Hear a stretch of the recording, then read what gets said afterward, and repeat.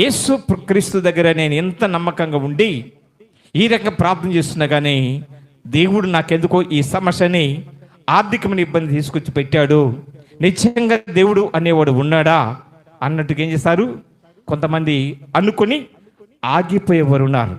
కానీ అలాంటి రీతిలో ఏం చేయాలంట, ఆగిపోయేందుకు ప్రయత్నం చేయకూడదు. ఎంతవరకు పరిగెత్తాలా? ఎంతవరకు పరిగెత్తాలా? ఓపిక ఉన్నంత వరకు, తుది శ్వాస విడిచే వరకు పరిగెత్తని ఉండాలా. ఏం కావాలని?